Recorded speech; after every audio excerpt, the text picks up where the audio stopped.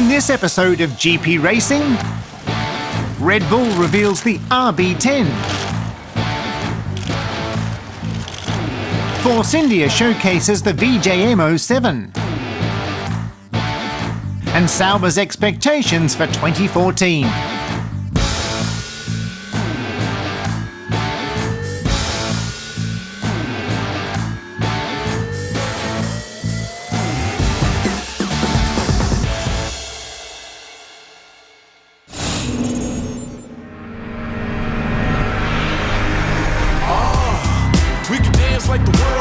Red Bull Racing has enjoyed 9 seasons in Formula One and has loved every minute of it, as proven by their track record. 2014 marks the 10-year anniversary since the drink maker took over from previous owners, Jaguar. This world cold like Natalie, so let's lose our clothes like Natalie. Back to the basics, step out the matrix, step out your cool, baby, get on my spaceship. I seen her face lit, she seen the sound like a mason, so we ran home like a bass hit. Safe, life is whatever you think it is, so what you think this is, huh?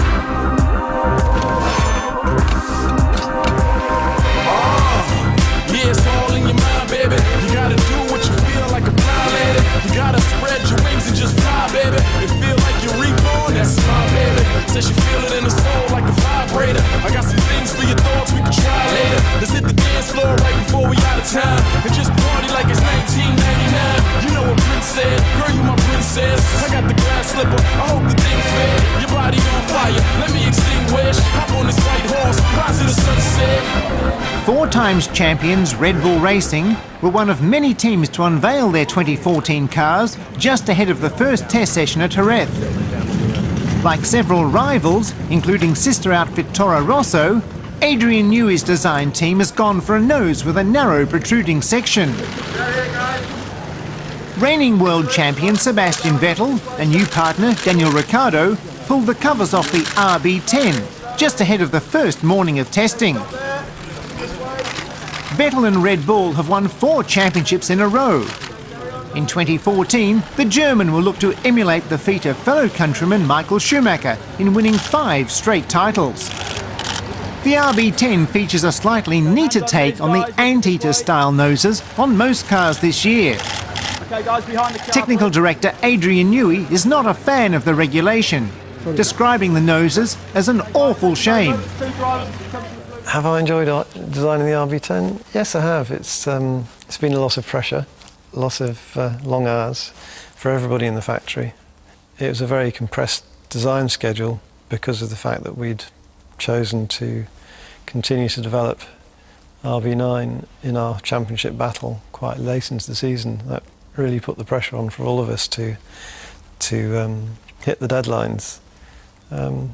But the pressure can be a good thing. It can be stimulating.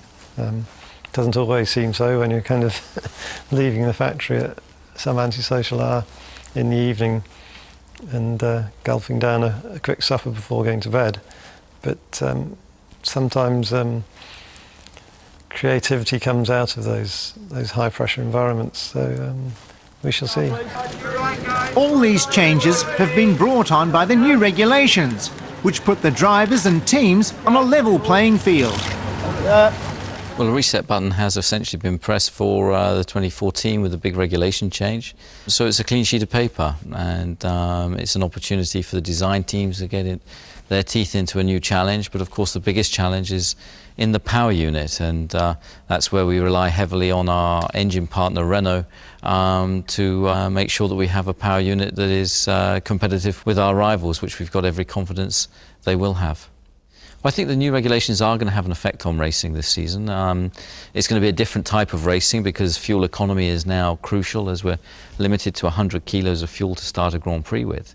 So there's going to be a much more tactical approach to the racing, and that's going to be another challenge for the teams and drivers. Obviously, you've been in that situation where you come back after the break and you get to meet the people again, and you have a look at the car, the new car. But this year, obviously, it's a very different look. The car looks very different, especially underneath. So there's a lot going on. I think the technology behind is really really complex. So I think for all the engineers, it's very difficult to understand everything because everything is linked.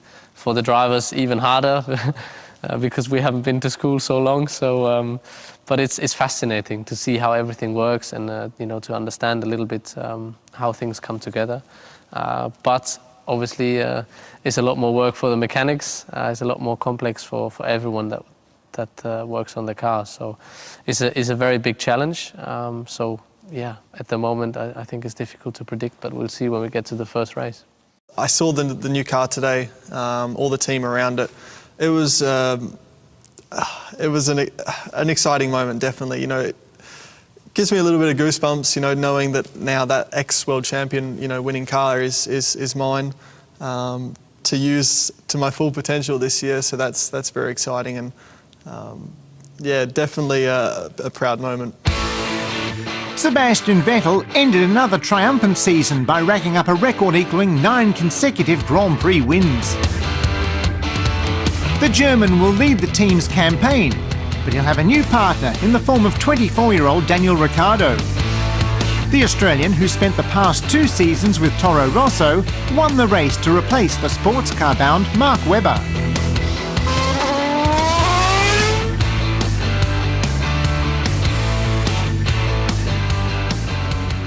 Well, Daniel, as the new boy in the team, is you know, he's going to be on a steep learning curve. He's going to be benchmarked against Sebastian, who obviously is a 4 times reigning world champion, is the benchmark in Formula 1. And that's going to be tough for Daniel, but I think he's approaching it with exactly the right attitude. He's looking to learn and benefit from you know, how Sebastian operates. And fundamentally, he's very fast. He's a very quick racing driver, and I think Daniel could really, you know, throw up some surprise results this year. And I think he has the real potential to be a star of the future. Red Bull and Vettel have dominated Formula 1 for the last 4 seasons, but this year could be very different. With the RB10 having issues after just 3 laps on the first day of testing, what could happen this season is anyone's guess.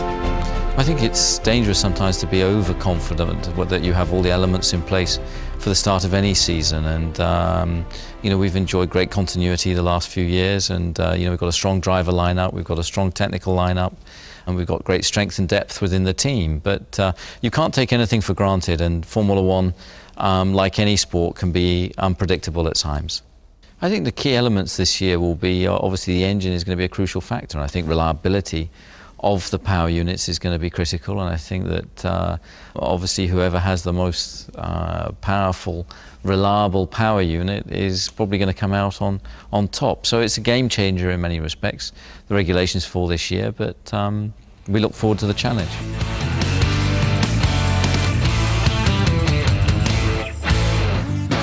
Coming up, Force India's VJM07 revealed, and Sauber's look ahead to 2014.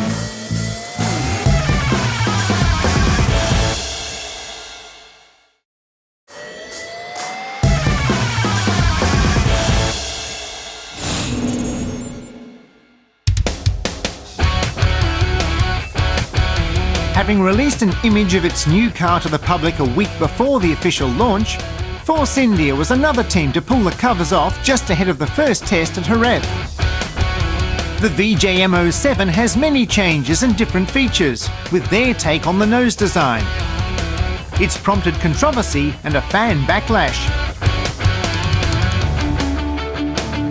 However, this isn't the only new thing in 2014, having signed 2 new drivers, the returning Nico Hülkenberg and former McLaren pilot Sergio Perez. I'm very excited, to be honest. Obviously, 2014 brings a lot of change, you know, new regulations, new rules. The car will be quite different. The engine will be very different. So, you know, lots of things to, you know, to get on top of, to be learning again. I feel we're in a good position. I think the team has worked very hard over the winter. Has got a very strong engine partner with Mercedes, and I hope that we ticked all the boxes to be, you know, able to deliver a strong package. Really excited. I mean. As you say, new team, new rules, and a new teammate. So, yeah, really looking forward to start working with the team, with the teammate, and trying to maximize the full potential of our team. Hulkenberg has spent 2 seasons with Force India, one as a test driver in 2011 and one as a race driver in 2012. For Perez, however, it's his 3rd team in 4 years. It seems to be a very nice team, a very nice family, very united team, and very big ambitions here. To start building the relationship with your engineers, with the people around, to start to meet everyone, it's a good challenge.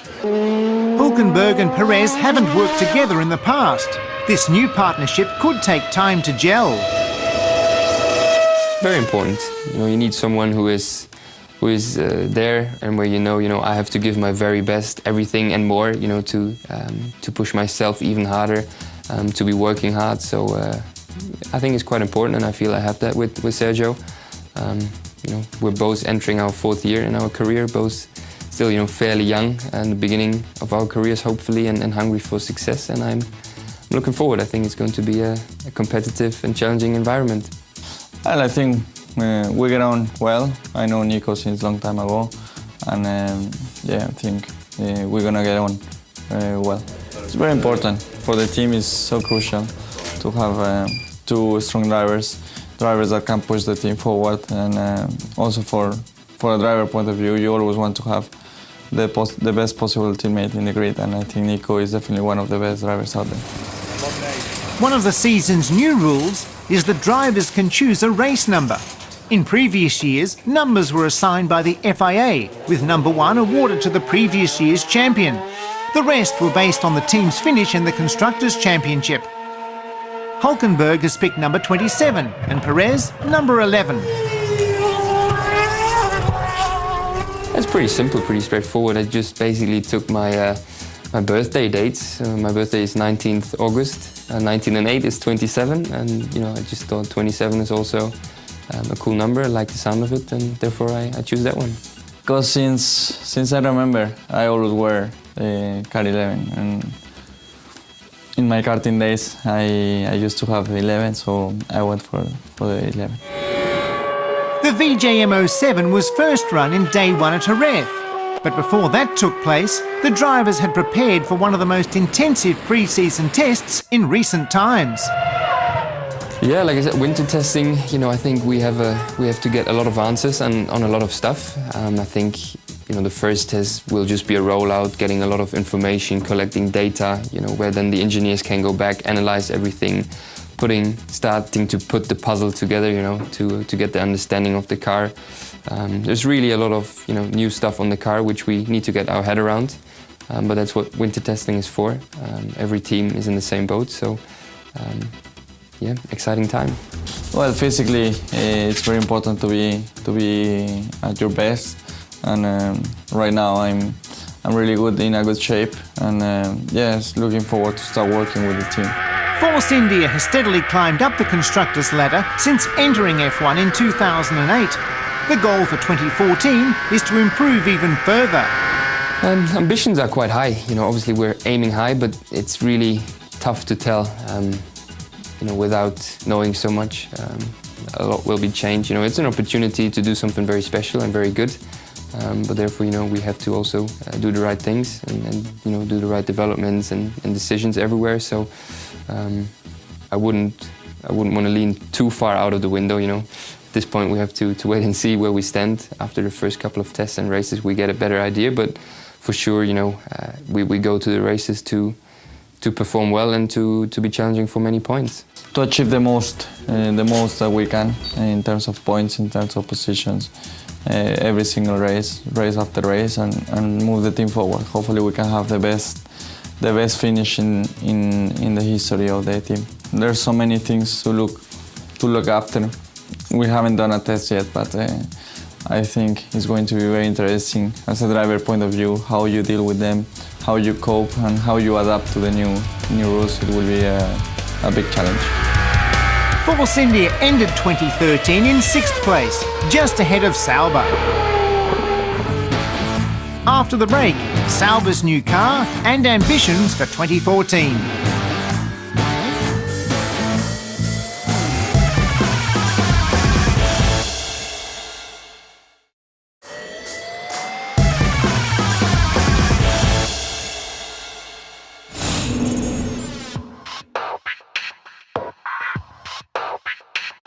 Following the path of McLaren and Force India, Sauber also had a digital launch, releasing images on the internet prior to the first pre-season test. There was little fanfare at Jerez. Team principal Monisha Kaltenborn. In Jerez, we'll be having our rollout, and that's always a very special moment. Because first of all, we'll see if everything really fits together and if the car is running well. It also tells us if we have been working into the right direction for the last 9 months. So all this together makes it a very emotional moment. The Sauber also features an odd-looking front end to satisfy safety regulations regarding the height of the nose. Since Sauber is a customer team of Ferrari, they'll rely a lot more on their powertrain supplier this year than at any time in the past. This new power unit has as well presented us with big challenges in terms of packaging. The radiator size has increased significantly, and we have as well a lot more electronic boxes to package within the bodywork. So overall, this has presented our team with a huge challenge, and we are now looking forward to compare ourselves to the competition and see where we stand. Nico Hülkenberg swapped places with Adrian Sutil. Sutil will partner Mexico's Esteban Gutierrez, now in his second year. Yes, I've spent most of the time here in this factory as much as possible, and it was good to start quite early and to be announced mid of December already. That's early to make preparations, and there's a lot of things to go through, especially with a new team, new people. I have to remember all the new faces, and there was still a lot of work to do. Preparation is going well, and seat fit is fine. I feel good in the car, and I'm ready to roll out for the first test. Yes, it was quite a late call on the team confirmation as a race driver. So even though it was quite late, I spent some time in December here, a day in the factory before even making the announcement. As well, I came in the beginning of January to do the seat fitting and spend some time with the engineers. And now I'm back in the middle of January. So this is something that takes me close to what is happening inside the team, inside the progress with a new car, and also to step by step understand what's really changing with the new rules, because it's so many things that even when I ask the engineers at the moment, they say, okay, it's too complex. We need time. We need, time to explain, and this will come up with the experience and through all the pre-season testing. Sutil and Gutierrez are set on testing and improving all the new elements on the C33 over the coming weeks, before the first race on the calendar in Melbourne. Well, especially technically, there's a lot of things to learn. That's why time in the factory right now is quite important. So many new things, and regarding the engine and the fuel management, this is, I think, one of the most difficult things for the new season. And as much as possible, what you can do, brake-by-wire is also a new thing, what we haven't used before. But also, of course, the training is going on as usual, but more focused on losing weight. So I'm a tall driver, and I was always on the limit with the weight, but now I have to reduce the last few kilos. So I'm on it already, and haven't eaten too much over Christmas and New Year this time. Well, it's important. I mean, physically, I had the time to prepare a lot during the off-season. Now that we are approaching the first test, I've been in the factory a few days in December, a few days at the beginning of January. As well, I've been here now since mid-January to be, more in detail into what's really happening in progress with the engineers, preparing everything. And yeah, at the same time, I had the time to free up my mind from the previous season we had, which was quite a long one and very exciting one, and you know, to refresh and arrive into my second season as a Formula One driver with an approach that we need to have to meet our expectations and to achieve our goals. Monisha Kaltenborn always expects the best of her drivers, and this year is no exception, even with all the rule changes. This year we have a very exciting driver lineup. On the one side we have Adrian, a very experienced race driver, and I'm happy that we finally had the opportunity to work together. On the other side we have Esteban, a talented race driver who we know since many years, who's also been a member of the team, and this is very valuable considering the big changes that are upcoming in the season. I hope that the drivers can come to know the car very quickly, that we have all our reliability issues sorted out, so that together with the drivers we can work on the performance and develop it further.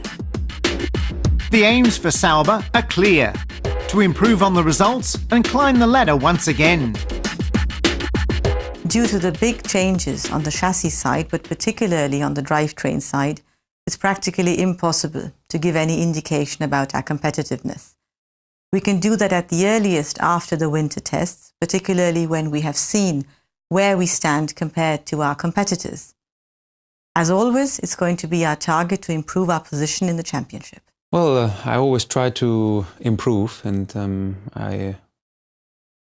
I would also say, yeah, the best season was 2011, and I finished 9th in the championship there. So my realistic target would be to be better than a 9th position. Next week in GP Racing, how Red Bull's driver development program works. The Australian Grand Prix launched in style. And the results from the pre-season test in Bahrain.